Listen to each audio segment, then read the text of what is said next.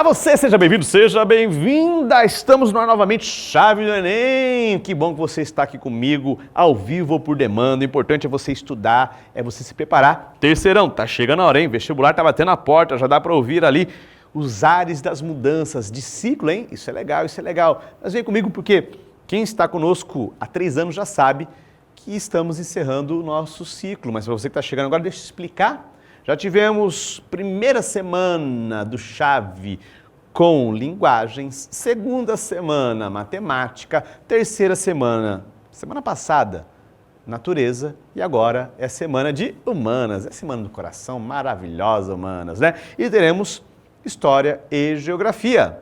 Vamos começar com história, é a vez dele, nosso querido e amado professor Yuri. Professor, vem pra cá porque o palco é você, vem fazer história aqui, amigo. Rodou a vinheta.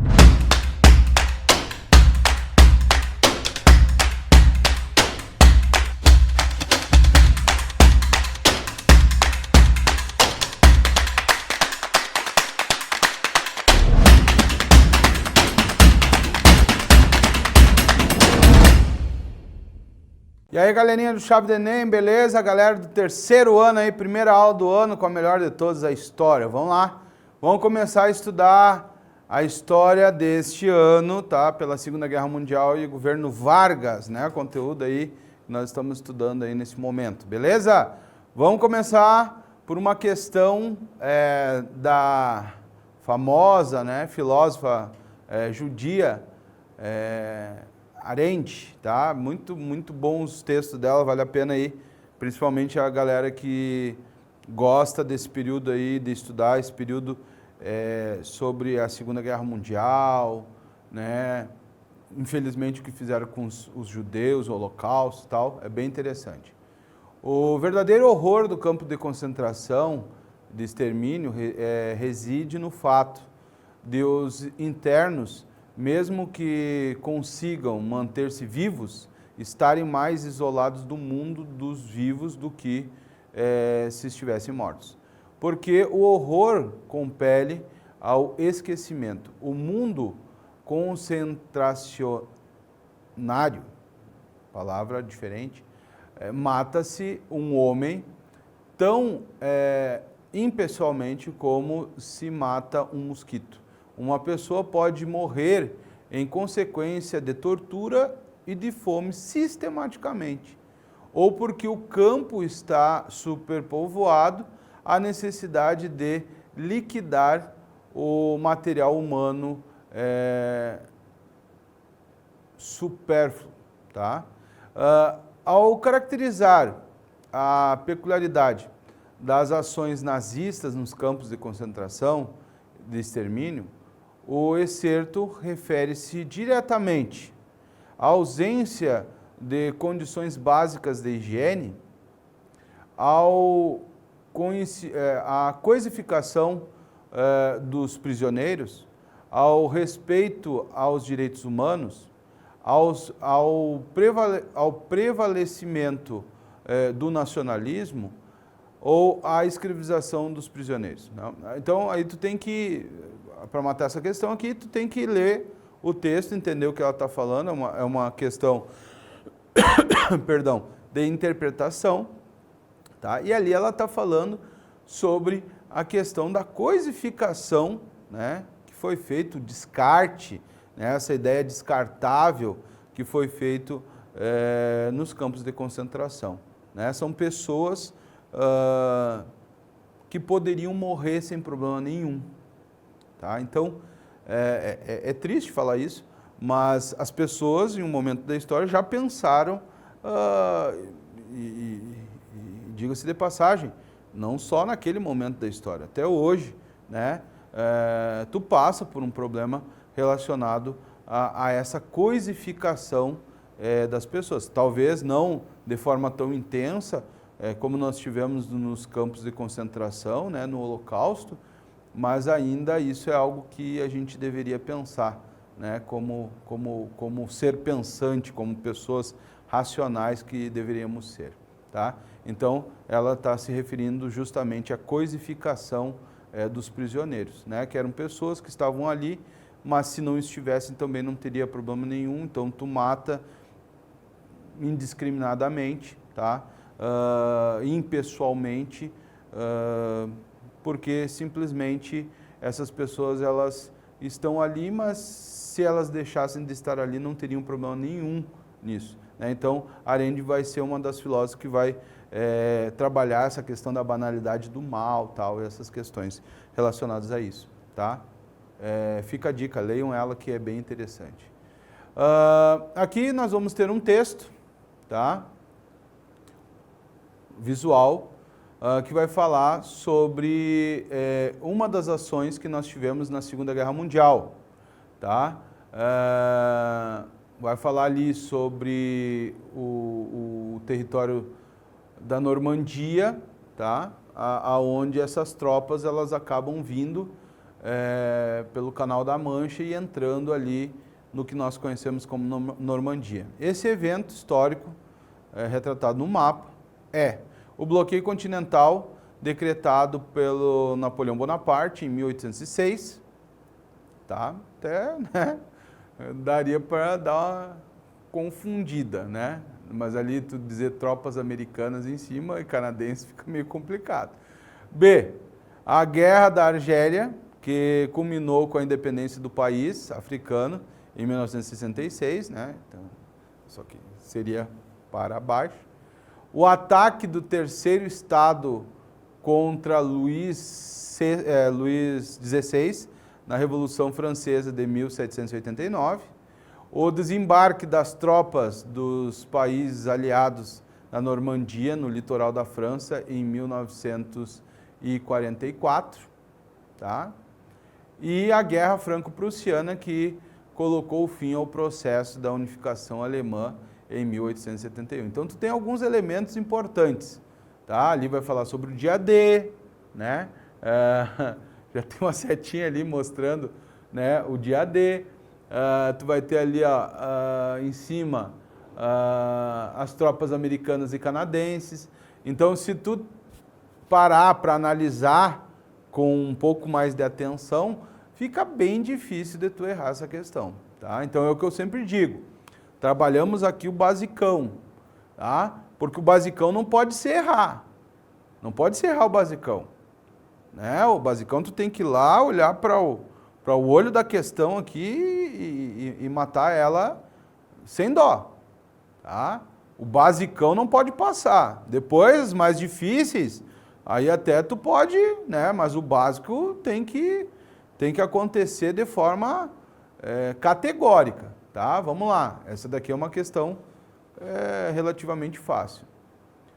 Seria errado ignorar que aqui a complexidade do fenômeno histórico em exames e suas diferenças internas, as quais não podem impedir de pronunciar um juízo sobre o colonialismo enquanto tal, mesmo no caráter múltiplo e matizado das suas manifestações.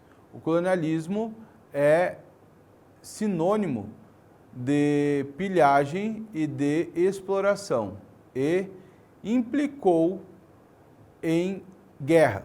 Estou lendo devagarzinho aqui porque a letra está bem pequenininha, tá, gente? E eu, como uso óculos, nós temos um probleminha para enxergar.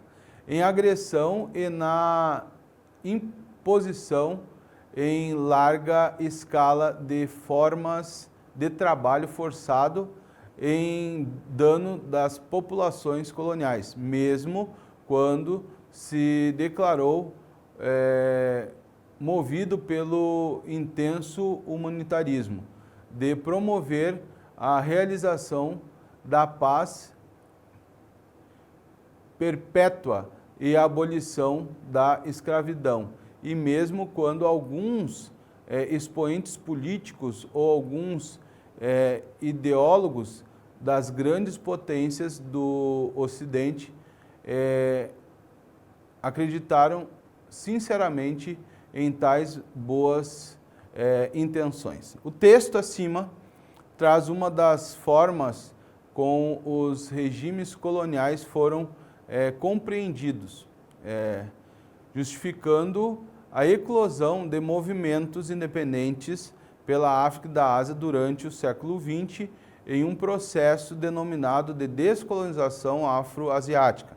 Então, nós vamos ter ali a Segunda Guerra Mundial, né? E depois da Segunda Guerra Mundial nós tivemos uma onda de processos de descolonização tanto da África quanto a da África, né? A partir das ideias da autodeterminação dos povos e assim por diante. Então, a respeito do assunto, assinale a alternativa correta. Os processos de independência no continente africano e asiático fez com que a União Soviética perdesse vastos domínios coloniais a ponto de o país ter buscado na Amazônia a substituição de um mercado produtor de commodities. Tá? Será que isso é verdade? B. A expressão a pressão exercida pela Liga das Nações em virtude do combate ao fascismo sobre a Alemanha e a Itália fez com que esses dois países optassem por deixar seus territórios coloniais na Ásia. Será? C. A vitória francesa na Segunda Guerra Mundial fez com que as colônias desses países restabelecessem seus laços com a metrópole, levando a processos de independências pacíficas, né, ou pacíficos. A gente sabe que as independências da França não foram as mais pacíficas assim. O surgimento do Estado de Israel foi o mais bem-sucedido processo de descolonização, já que além do desenvolvimento econômico, o país estabeleceu relações pacíficas com seus vizinhos. Fica difícil. E o enfraquecimento das potências colonizadoras após a Segunda Guerra Mundial facilitou o ressurgimento de movimentos de luta pela independência em diversas partes do continente africano e asiático. Já tinha dado aquele spoiler legalzinho, então a questão correta é essa daqui, tá? Depois da Segunda Guerra Mundial, esses processos eles vieram com força, né, e possibilitaram com que vários países se tornassem independentes. Tá bom? Vamos então para 4. Olha só, a paz. A paz fez um mar da revolução, invadir meu destino. A paz, como aquela grande explosão, uma bomba sobre o Japão, fez nascer o Japão da paz. Eu pensei em mim, eu pensei em ti, eu chorei por nós, que contradição, só a guerra faz nosso amor em paz. Né? Uma música do Gilberto Gil, com base na análise do fragmento musical e dos conhecimentos sobre as relações internacionais na contemporaneidade, pode-se afirmar que a independência da Índia se fez por um processo pacífico e sem violência, baseado na política inglesa de libertar todas as suas colônias afro-asiáticas, suprimindo quaisquer laços de dependência econômica e política. Acho que não, tá? E também não tem a ver com o texto em questão. As bombas atômicas lançadas sobre o Japão no contexto da Segunda Guerra Mundial simbolizavam, dentre diversos fatores, uma demonstração de força dos Estados Unidos em relação à União Soviética, prenunciando a Guerra Fria. A utilização da energia atômica para fins bélicos e a consequente destruição do Japão promoveu a aproximação japonesa com os blocos socialistas e a integração do Pacto de Varsóvia, unindo os soviéticos aos países asiáticos. Será que aconteceu isso? O elevado número de mortos de soldados brasileiros na Segunda Guerra Mundial contribuiu para o estabelecimento do Estado Novo Varguista com o objetivo de reprimir as manifestações contrárias à participação do Brasil no conflito mundial. Será que dá para a gente tirar isso do texto? O grande número de mortos civis provocados pela bomba de Hiroshima e Nagasaki gerou uma onda de pacifismo e o fim dos conflitos militares após interferências da ONU nas negociações. Então a questão correta é a B ali, não tem o que questionar, né? As bombas atômicas lançadas sobre o Japão no contexto da Segunda Guerra Mundial simbolizavam, dentre diversos fatores, né, uma demonstração de poder dos Estados Unidos, e isso acabou influenciando os rumos do mundo, né, acabando fazendo com que tu tivesse uma guerra fria posteriormente, né, uma guerra que não foi direta, mas foi uma guerra ideológica, né, uma guerra diplomática, né, espionagem, uma cultura bipolar, né? Então, tudo isso tem a ver com esse período aí. Vamos para a próxima, então. 5.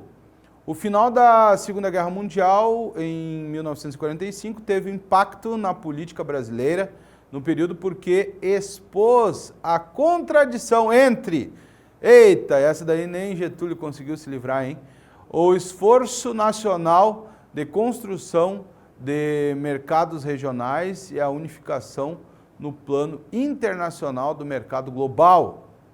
A opção industrialista do regime varguista e a aceleração da demanda do mercado internacional de exportação de alimentos. 7. O prevalecimento de ideias da esquerda no cenário mundial e a guinada à direita do plano interno do regime ditatorial. A vitória externa da defesa da democracia liberal e a persistência no âmbito interno do regime ditatorial. Tá? Já dei uma risadinha aqui, já entreguei. Tá? A militarização do Estado estrangeiro e a defesa intransigente pelo governo varguista de uma política externa pacifista. Gurizada, por que eu dei uma... Porque eu sempre, quando eu dou aula sobre isso, né? Porque o Getúlio Vargas é um grande articulador político, né?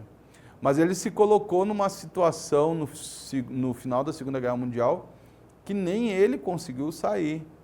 Né? Porque Vargas, ele manda as tropas para o quadro de operações no Mediterrâneo, né? Tanto a FAB quanto a FEB. Tem uma atuação lá que muitas vezes a gente não valoriza como brasileiro, porque a gente tem um probleminha de desvalorizar a nossa história, né? Teve um papel importante, os italianos, por exemplo, veem o Brasil como heróis na Segunda Guerra Mundial, né? Só que a gente não valoriza isso, né? Quando a gente olha para os Estados Unidos, quando a gente olha para os europeus, né? Olha o que eles fizeram e tal, mas o que a gente fez de livrar um país, né, de uma estrutura política fascista, aí a gente tem um probleminha com isso. Mas o que aconteceu? Getúlio Vargas, ele faz, né, todo um processo de negociação com os aliados, né, e manda as tropas para lá. Né, essas tropas vão, lutam, voltam vitoriosos.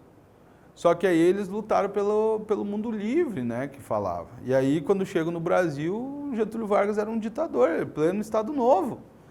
Né? E aí começa uma pressão e nem o Getúlio Vargas consegue se manter no poder. É aí que ele sai, em 1945, com tinha aquele movimento querenista lá tal, mas ele sai, ele se retira.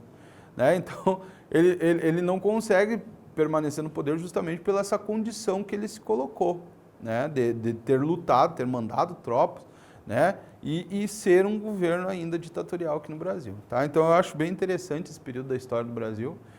O pessoal tem uma resistência em estudar a história do Brasil, eu acho a história do Brasil maravilhosa. Então, tá? Vamos para a próxima. Getúlio Vargas ocupou a presidência do Brasil durante 15 anos, né, na primeira fase, de 30 até 45, consecutivos, sendo esse período composto por 3 governos distintos, tá?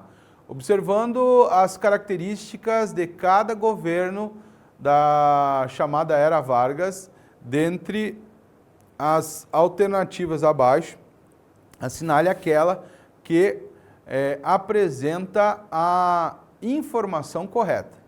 Então, durante o governo constitucional, 1945 a 47, Vargas acumulou o poder legislativo e executivo, tendo chegado ao poder por meio de o voto direto. B. O governo provisório de 30 a 34 foi marcado pela substituição da Constituição de 1891 e pela dissolução do poder legislativo em nível federal, municipal e estadual. C. Foi durante o governo do Estado Novo, 37 a 45, que o descontentamento dos grupos oligárquicos marcaram o início do processo revolucionário em São Paulo, exigindo eleições diretas. Tá? Isso daí foi em 32, na verdade. Mas vamos lá. D. Logo que assumiu o poder, em 1930, Vargas criou o DIP, Departamento de Imprensa e Propaganda, com o intuito de popularizar sua imagem nos meios de comunicação. Ele fez o DIP, será que foi justamente em 1930? E a questão correta é, o governo provisório de 1930-45 foi marcado pela substituição da Constituição de 81, tá? E pela dissolução do poder legislativo em nível federal, municipal e federal, e ainda ele coloca os interventores lá, né, para ajudar ele a governar, tá? Então, já desde o início, o Getúlio Vargas ele teve uma postura bastante concentradora do poder na figura dele, certo? Então, Vargas ele vai ter essa característica bem peculiar, certo? Considere as afirmações abaixo sobre a relação do Estado Novo com os direitos trabalhistas. Vamos lá. CLT, tá? Boa parte hoje das leis trabalhistas que nós temos foi justamente colocada em prática por Getúlio Vargas. Então, a CLT, Consolidação das Leis do Trabalho, foi aprovada com os objetivos de incorporar reivindicações do movimento operário e também de exercer, através do Estado, um controle das atividades das classes trabalhadoras, tá? É por isso que o pessoal diz, né, que Getúlio Vargas era o pai dos pobres e a mãe dos ricos, porque os sindicatos, ele conseguia controlar os sindicatos através daquela participação, né, que o trabalhador dava, né, um dia de trabalho ali e tal. Então, isso daí fez com que os sindicatos ficassem meio refém do Estado naquele período ali. Não sei se só naquele período. A CLT apresenta nitidamente uma inspiração marxista, demonstrando as relações existentes entre o trabalhismo e o comunismo, tá? Na verdade, todo mundo sabe que Getúlio Vargas era um populista, tá? Então, a aprovação da CLT contribuiu para pacificar totalmente os conflitos trabalhistas, não havendo registro de tensões com movimentos sindicais, tá? Essa daqui não dá para encarar. Então, a única que nos sobra é a questão, a alternativa A, tá? Apenas a 1 está correta, tá? E vamos para a última aí, galerinha do terceiro ano, vamos lá. Ao longo de 1937, desenrolou-se a campanha para a eleição de presidência da República. O então presidente Getúlio Vargas, apoiado pelo seu círculo próximo, não estava disposto a abandonar o poder. Trocou os comandantes militares nos estados, interveio em alguns deles e negociou o apoio de governadores em outros. Em 10 de novembro de 1937, tropas da polícia cercaram o Congresso Nacional e impediram a entrada dos congressistas. Vargas colocou os partidos políticos na ilegalidade e aboliu a Constituição que ele mesmo tinha feito em 1934. O texto alegado para o golpe de Estado, era para implantação do Estado Novo, foi. Então, eles encontraram um plano lá, dizendo, né, que o poder político no Brasil estava em perigo, né, que tinha um plano para derrubar o governo do Getúlio, né, a volta das ideias comunistas, né, no Brasil. E que plano foi esse? Plano de metas, Projeto Brasil Potência, Plano COIN, Plano Real e Plano Geisel-Golbery, tá? Essa é uma questão também, gurizada, o PF lá, a Universidade de Passo Fundo, lá no sul do Brasil, comecei a fazer mestrado lá nessa universidade. Essa é uma questão fácil, gurizada, essa daqui é conhecimento histórico, né, é bater o olho e saber que é o Plano COIN, não tem, né? O Plano COIN foi esse plano aí que foi achado milagrosamente, né, dizendo, né, muitos historiadores trabalham com a ideia de que ele foi forjado pelo próprio governo, né, para colocar pressão no povo e o povo ficar, né, apavorado aí que iam tomar o poder tal, e aí lançaram esse plano na mídia e usaram isso como desculpa para poder se manter no poder e aí baixar o Estado Novo, que foi o período assim mais ditatorial do governo do Getúlio Vargas. Tá bom, pessoal? Espero que vocês tenham gostado, tá? Até a próxima aula, estudem, valorizem a história aí, principalmente a história do nosso país, tá? Eu acho que é extremamente importante. Um bom cidadão tem que saber a história do seu país, tá bom? Ficamos por aqui, até a próxima aula, fui!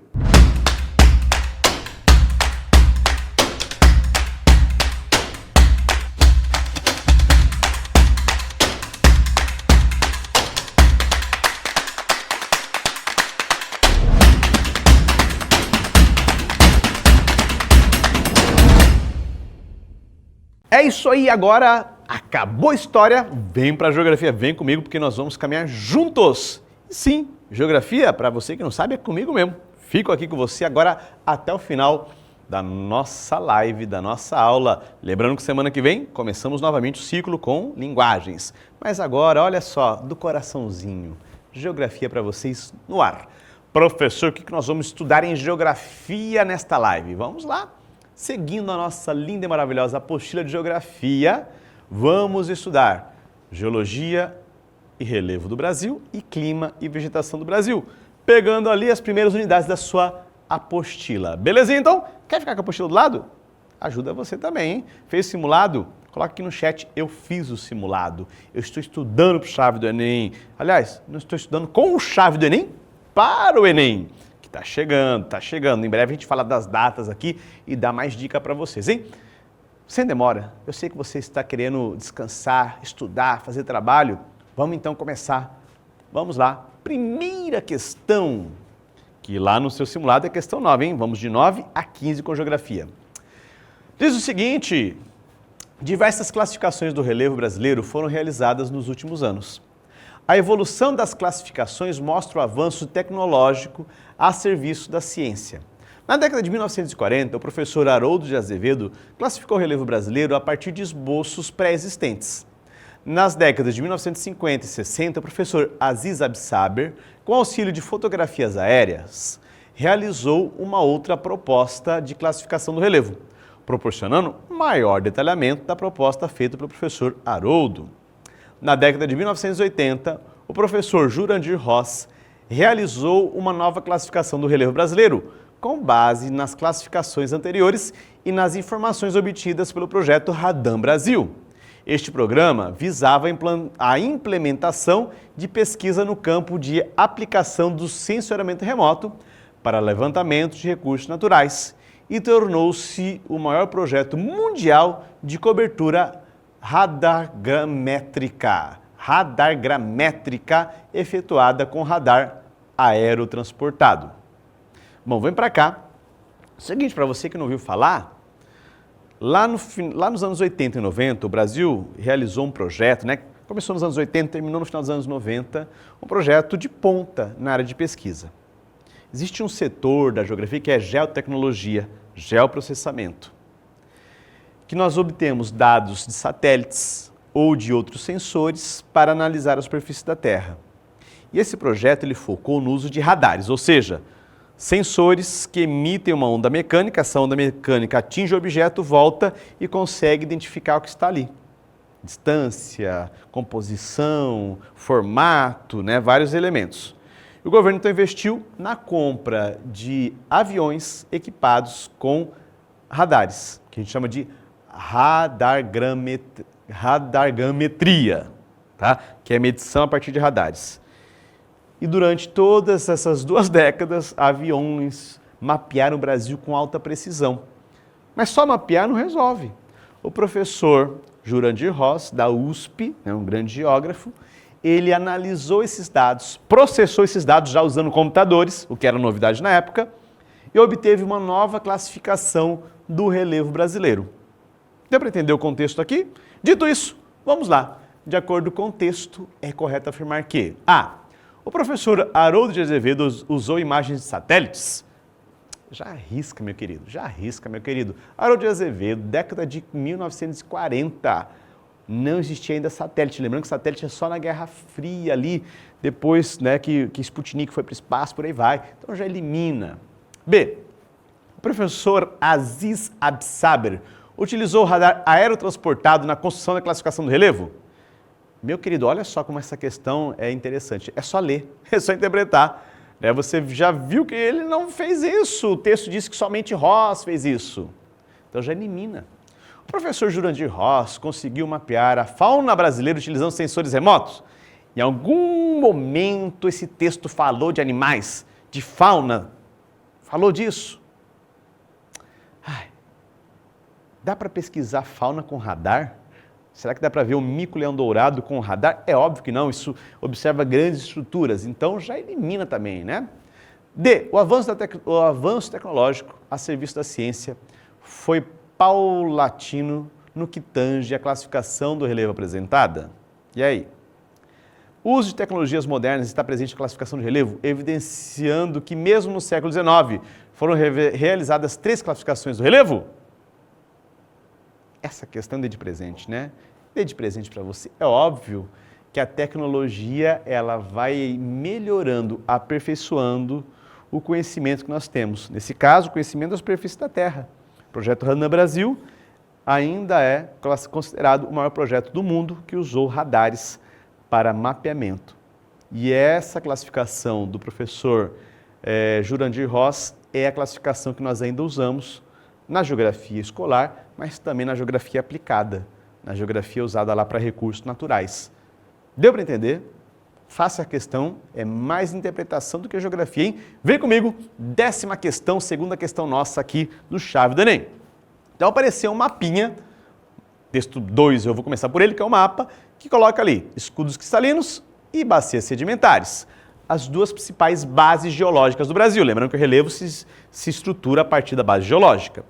Faltou ali também os dobramentos, que temos ali no litoral, mas trouxe aqui os 2 principais estruturas geológicas do Brasil. E o texto 1 diz o seguinte: as estruturas geológicas são definidas como conjunto de rochas que estão em determinada região.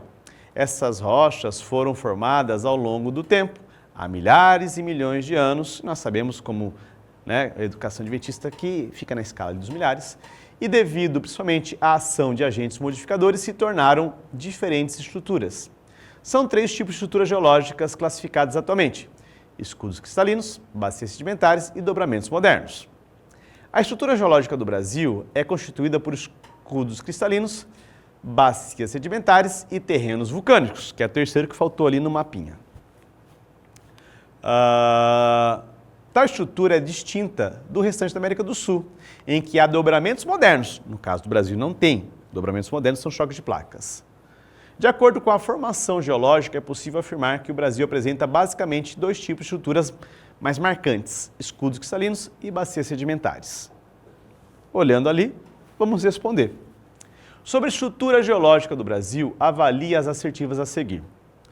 Os escudos cristalinos constituem 64% da área brasileira. Eles foram formados na era paleozoica, mesozoica e cenozoica, terciária e quaternária, e são ricos em hidrocarbonetos. Verdadeiro ou falso? Primeiro, dá uma olhada no mapa e veja se aquela proporção que ele colocou, 64% C de escudo cristalino, bate com o que está lá. Vai olhando isso. 2.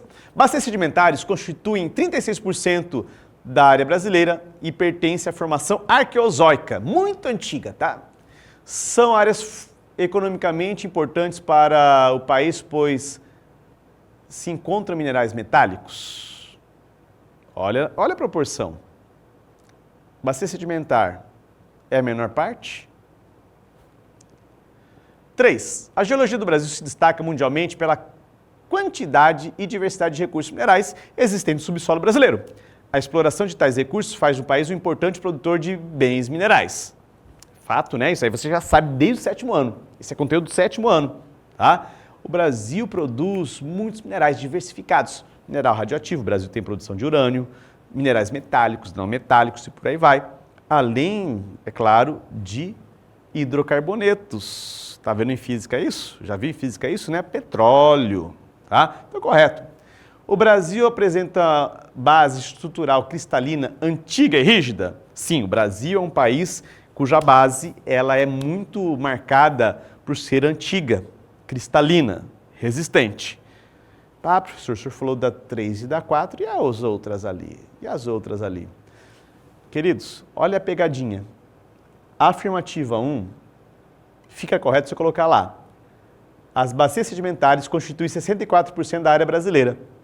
Elas foram formadas no período na era paleozoica, e são ricos em hidrocarbonetos. Na verdade, a primeira afirmativa diz respeito à bacia sedimentar, que é mais recente e que sim, é depósito de petróleo e carvão. Já de baixo, você teria que colocar, os escudos cristalinos constituem 36% da área brasileira e pertencem à formação arqueozoica, são áreas economicamente importantes por metálicos. São as áreas cristalinas. Por isso que a 1 e a 2 estão erradas e 3 e 4 estão corretas. Pegou ali? Pegadinha, hein? Pegadinha para confundir. Professor, mas eu vou ter que lembrar 64%, 36%? Não, meu querido. A dica é, quando eu falo de bacia sedimentar, tem petróleo, ou seja, tem hidrocarboneto. Quando eu falo de estrutura cristalina, metais, minerais metálicos. Então, se você lembrar disso, associar, poxa, escudo cristalino vai ter minerais metálicos. Bacia sedimentar, hidrocarboneto, petróleo e tal. Você já acertava a questão, já eliminava qualquer dúvida, na verdade, aqui e facilitaria você acertar essa questão. Mais uma dica dada para você, anota aí. Questão número 11. Considere as assertivas a seguir sobre a situação hidrográfica brasileira. 1. A região hidrográfica amazônica, RH amazônica, que agora a gente chama disso, né, de região, possui o maior potencial hidrelétrico do Brasil, porém somente uma pequena parcela é aproveitada. Tem potencial, não é aproveitado. Lembrando que o Rio Amazonas é de planície, mas existem os rios contribuintes, que são de planalto, que faz diferença. A região hidrográfica Paraná é onde está localizada a usina binacional de Itaipu? Fácil. Com parte considerável do seu potencial em utilização? Opa, tá usado. Usina Paraná, Bacia do Paraná. Lembrando que Tietê faz parte da Bacia do Paraná, hein? Região hidrográfica do Paraná. Os rios Tocantins, São Francisco, Grande, Paraná são exemplos de rios brasileiros que possuem maior capacidade instalada e em operação de usinas hidrelétricas. E aí? Atualmente o Brasil tem apenas 9 regiões hidrográficas: Amazônica, São Francisco, Tocantins, Araguaia, Paraná, Paraguai, Paranaíba, Uruguai, Atlântico Leste e Atlântico Sudeste Oriental. Só 9. Só 9. Dá uma olhadinha lá na sua apostila que tem um mapa, hein? Quais estão corretas? Coloca no chat, vem comigo participar.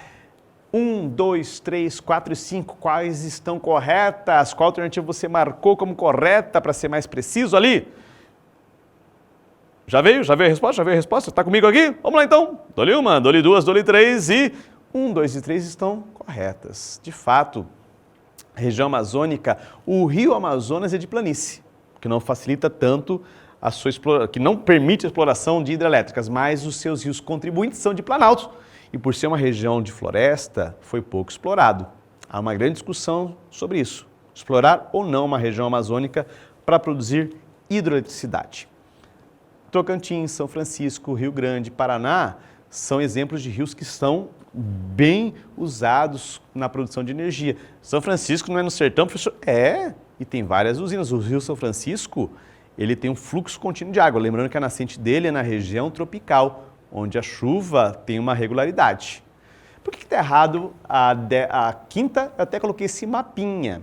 Se você contar ali, tem muito mais do que 9 regiões hidrográficas no Brasil. Então, grande falha foi ali. Lembrando que no litoral nós temos várias bacias hidrográficas, tá? Atlântico Sudeste, Atlântico Norte, Atlântico Nordeste Central e faltaram algumas outras bacias ali que não foram contempladas. Deu para entender? Fácil essa, hein? Fácil, fácil, fácil. Você está no terceirão, já sabe disso, eu tenho certeza. Continuando a falar sobre regiões hidrográficas. Aliás, se você olhou para esse mapa lá no seu simulado, você já saberia que a última afirmativa estava errada na questão 11. Dito isso, vem para cá comigo. Universidade Estadual de Roraima. Então tem um mapa lá com as regiões hidrográficas brasileiras, falando das 12 regiões hidrográficas, e aí tem as afirmativas para nós analisarmos. 1. A região hidrográfica, a RH, ocupa 45% do território nacional, abrangendo 7 estados. Possui uma extensa rede de rios com grande abundância de água. A densidade populacional é 10 vezes menor que a média nacional. Entretanto, a região concentra 81% da disponibilidade de águas superficiais do país. Cerca de 85% da área da RH, da região hidrográfica, permanece com cobertura vegetal nativa. Qual é essa região hidrográfica? Que tem muita vegetação, pouca gente morando e é a maior do Brasil. Tocantins, Amazônica, Pantanal, Amazônica. Opa! É amazônica, já dá para pegar. Então você elimina a e elimina a C. Sobrou agora a B, a D e a E. Vamos ver a segunda região hidrográfica. A região hidrográfica ocupa 7,5% do território brasileiro, abrangendo 7 estados: Bahia, Minas Gerais, Pernambuco, Alagoas, Sergipe, Goiás, Distrito Federal. A precipitação média anual na RH é muito baixa, é muito abaixo da média nacional, apresentando frequentes situações de escassez de água. Entretanto, a região hidrográfica tem importante papel na geração de energia elétrica no Nordeste do país. Opa, Nordeste tem que associar qual? Qual? São Chico, São Francisco. Vamos garantir então a última ali? A região hidrográfica ocupa 10% do território brasileiro, abrangendo estados de São Paulo, Paraná, Mato Grosso do Sul, Minas Gerais, Goiás, Santa Catarina e Distrito Federal. É a região mais populosa e de maior desenvolvimento econômico do país. Por isso, possui as maiores demandas por recursos hídricos, tendo como destaque o uso industrial. É também a região com maior área irrigada e maior aproveitamento de potencial hidráulico. Qual que é a bacia? Do Paraná. Portanto, D. Muito fácil, essa é só você relacionar. Fácil e ao mesmo tempo exige leitura. Você tem que relacionar a região hidrográfica com as características regionais. Legal, eu gosto de questão assim, faz pensar. E você precisa se preparar para isso, hein? Enem tem questões, e as questões são feitas para pensar e não somente para reproduzir um conhecimento. Muito bem, 13ª questão. Vamos falar um pouquinho sobre vegetação ali?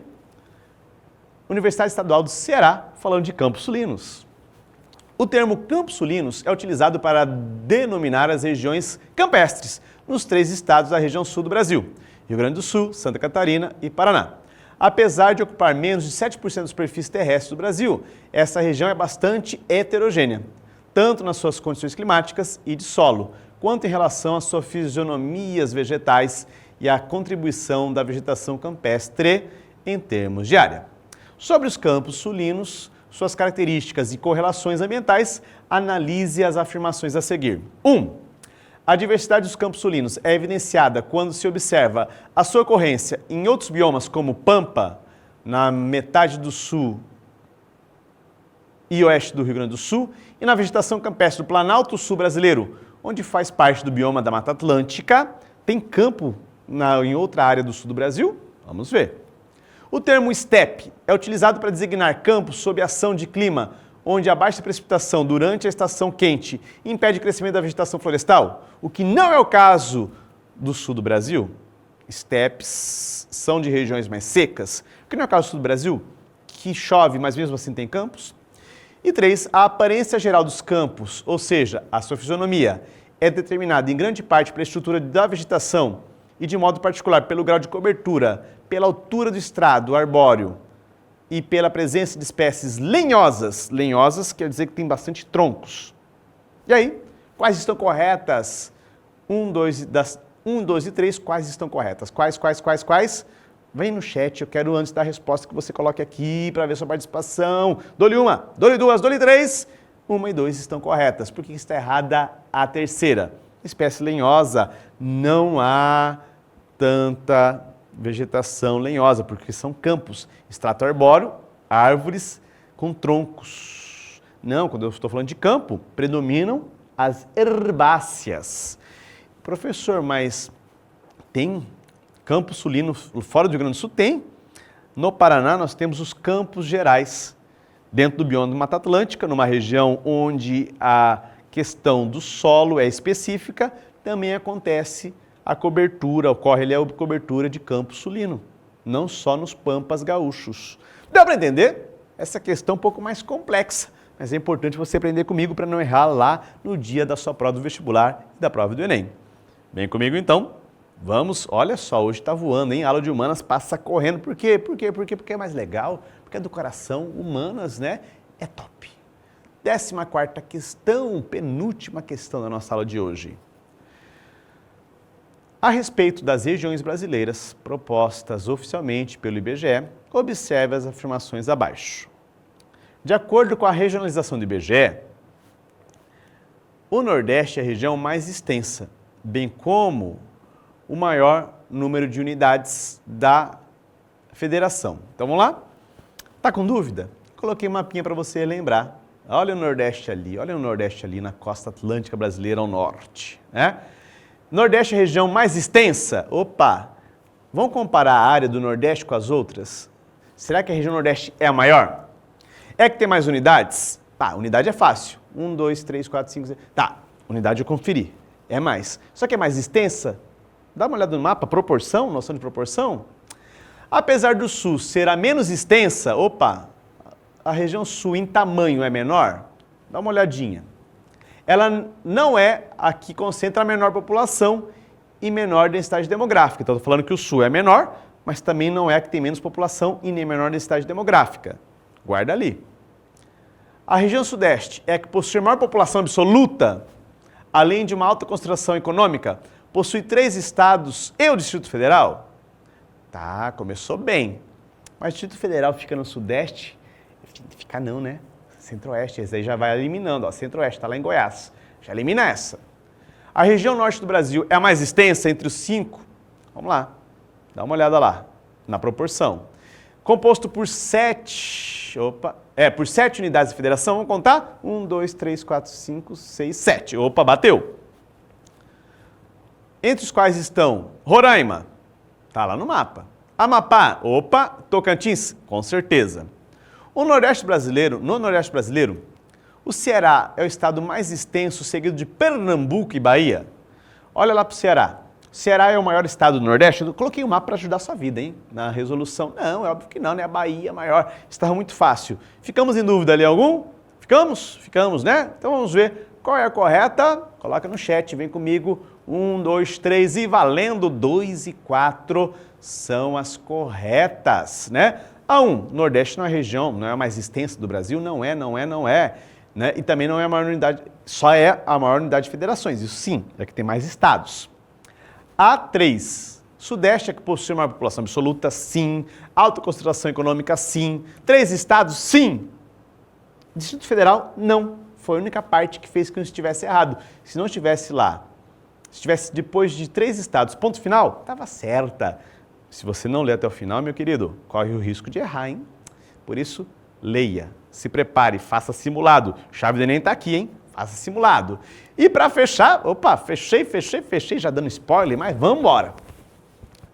Regiões hidrográficas nacionais. Peguei bastante aqui nesse assunto porque a gente quase não discute, né? Então, eu trouxe ali, enumerou 1, 2, 3, 4 e 5, para nós darmos as características. Deixa eu ler para vocês, então, a respeito das regiões hidrográficas brasileiras apresentadas no mapa, enumeradas ali. Afirma-se que, vamos lá, olha lá 1. Possui rios que correm em relevo plano, que favorece a geração de energia elétrica, que é distribuída em todo o território nacional. Galera, 1 é a região hidrográfica do Amazonas. Todos os rios correm em rio de planície, aliás? Óbvio que não. Só o rio Amazonas, o restante é de planalto. E gera energia para o Brasil inteiro? Não, nós já vimos que ela é pouco explorada. Portanto, ó, já risca. A 2, Tocantins, Araguaia. Apresenta um regime tropical perene, que favorece o seu escoamento de grãos para o centro-sul. Tá, centro-sul, escoamento centro-sul. Tá, talvez, vamos lá. Centro-sul, mas centro-sul teria que pegar mais ao sul. Ai, ai, ai, será que é essa?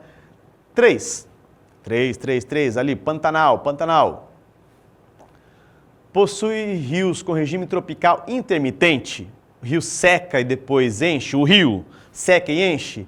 Pantanal tem rio intermitente? Ih, já mata ali, né? Não. Que favorece a dinâmica, atividades agropecuárias que vem alternando a dinâmica natural dos grandes rios. Esquece isso. 4 é o rio, é bacia, ou região hidrográfica do São Francisco, do Chico. Possui rio com regime semiárido, que favorece o acúmulo de sedimentos decorrentes da forma do uso da terra na área de bacia. Eita, confundiu muita coisa ali, hein? Ai, ai, ai. 5. É formada por rios tipos de planalto? Sim. Favorece a geração de energia elétrica? Sim. Por meio da interferência humana? É claro. Não gera sozinho. Então essa estava fácil, hein? 5 é a bacia do Paraná. Grande exploração hidrelétrica.